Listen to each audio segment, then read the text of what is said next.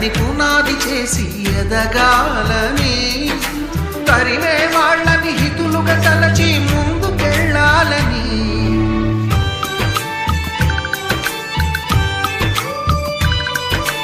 కన్నుల నీటిని కలల సాగుకై వాడుకోవాలని, కాచే నిప్పుని ప్రమిదగా మలచి కాంతి పంచాలని, గుండెతో ధైర్యం చెప్పెను, చూపుతో మార్గం చెప్పెను, అడుగుతో గమ్యం చెప్పెను, నేనున్నానని నేనున్నానని, నీకేం కాదని,